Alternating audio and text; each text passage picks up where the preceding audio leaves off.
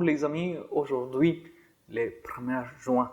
Donc, la parole du Seigneur vient visiter nos maisons, vient visiter nos vies. Aujourd'hui, on va méditer selon l'Évangile, selon Saint Marc. Le Seigneur soit avec vous et avec votre esprit. Évangile de Jésus-Christ selon Saint Marc. Gloire à toi, Seigneur. Alléluia, Alléluia, Alléluia, Alléluia.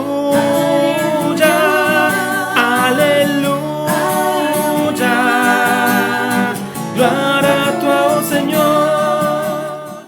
En ce temps-là, tandis que Jésus sortait de Jéricho avec ses disciples et une foule nombreuse, le fils de Timée, Bartimée, un aveugle qui mendiait, était assis au bord du chemin. Quand il attendit que c'était Jésus de Nazareth, il se mit à crier, « Fils de David, Jésus, prends pitié de moi. » Beaucoup de gens le rabrouaient pour le faire taire, mais il criait de plus belle, « Fils de David, prends pitié de moi. » Jésus s'arrête et dit, « Appelle-le. » On appelle donc l'aveugle et on lui dit, « Confiance, lève-toi, il t'appelle. » L'aveugle jeta son manteau, bondit et courut vers Jésus. Prenant la parole, Jésus lui dit, « Que veux-tu que je fasse pour toi ?» L'aveugle lui dit, « Rabboni, que je trouve la vue. » Et Jésus lui dit, « Va, ta foi t'a sauvé. » Aussitôt l'homme retrouva la vue et il suivait Jésus sur les chemins. Acclamons la parole de Dieu. Louange à toi, Seigneur Jésus. Alléluia, Alléluia, Alléluia, Alléluia. Gloire à toi, ô Seigneur.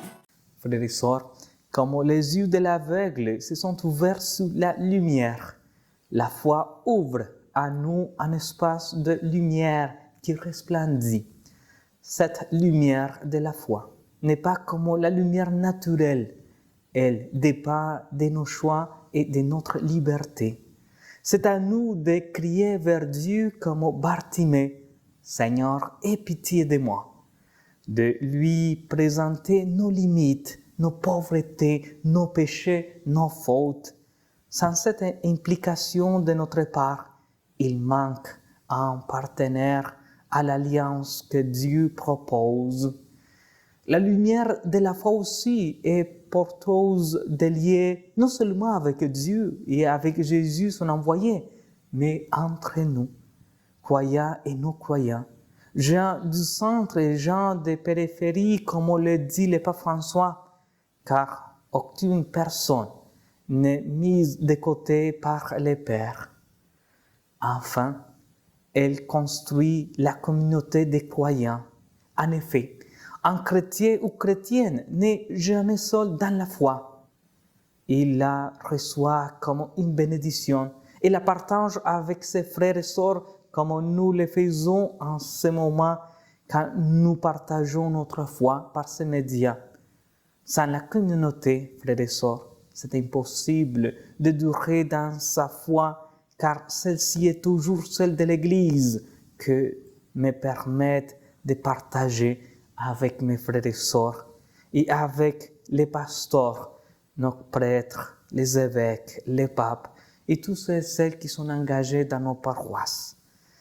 Demandons toujours, frères et sœurs, les dons de la foi qui peut nous aider à nous ouvrir vers les autres. Amen.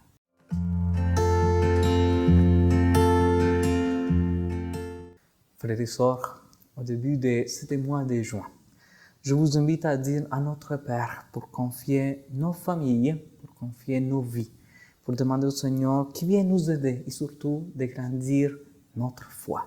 Ensemble, notre Père qui es aux cieux, que ton nom soit sanctifié, que ton règne vienne, que ta volonté soit faite sur la terre comme au ciel. Donne-nous aujourd'hui notre pain de ce jour. Pardonne-nous nos offenses, comme nous pardonnons aussi à ceux qui nous ont offensés. Ne nous laisse pas entrer en tentation, mais délivre-nous du mal. Amen.